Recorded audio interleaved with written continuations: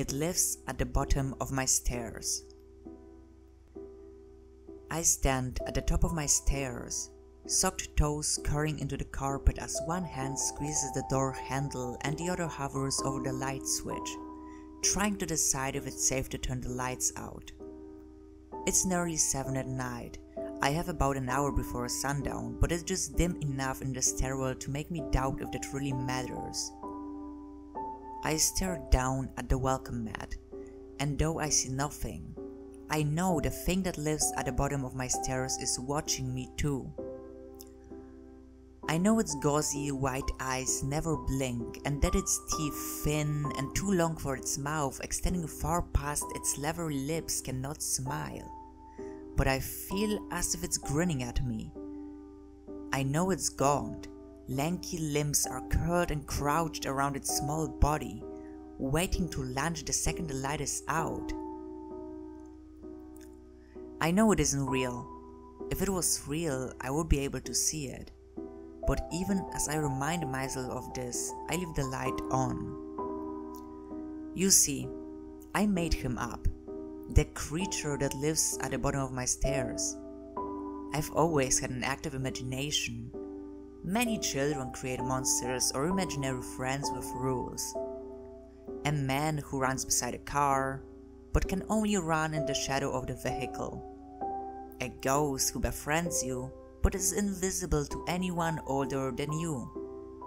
A monster who waits at the bottom of your stairs, but can't move until the lights are out. I'm not sure why I never stopped doing this. I'm approaching my middle 20s and most children stopped around 10. Or at least they stopped talking about it. I tried to keep my concerns to myself, though I had to explain myself a time or two as to why I have to be the one who closes the door. I'm the only one who knows what he's doing because I created him. The worst part is, I know that he only exists because I think he does.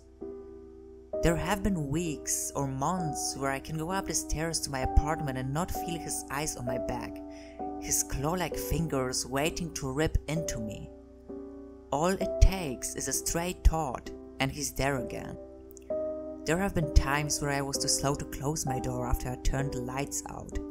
Nothing happens right away, though I know he is in my apartment with me. There is always a chill in my spine and a cold stone in my stomach when he gets past my door, but it's not like he drags me down the stairs or anything. For some reason, though I know he is capable of killing me, he doesn't.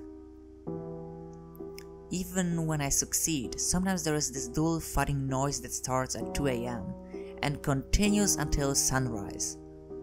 Like he's slamming his dry, callous two big hands against the door, demanding I open it and let him in. This has been the hardest part about accepting he is not real, because I have had guests ask me about the noise. I never know what to tell them, though on the nights he gets in, I can feel him watching me from the doorway to my room, which unfortunately shares a wall with its stairwell.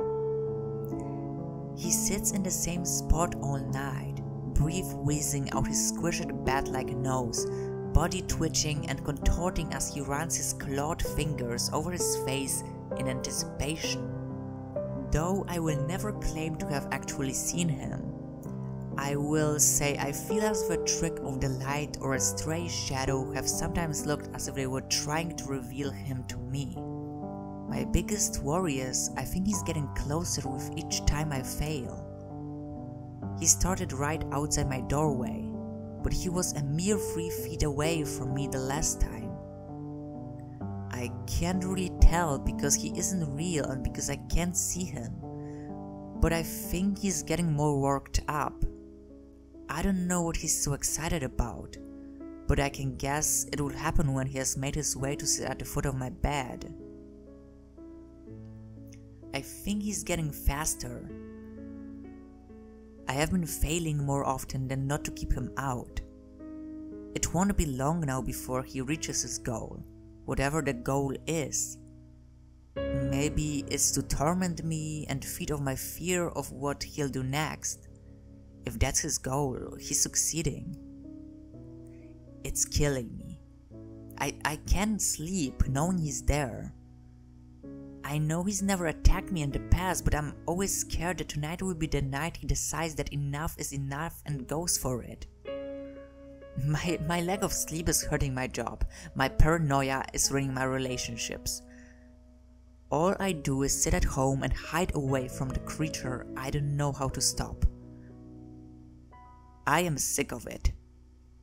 So tonight, I'm not going to hide. Tonight, I'm leaving the door to the stairwell open when I turn off the light. I'm turning off all the lights in my shitty apartment and I'm going to sit on my bed in the dark.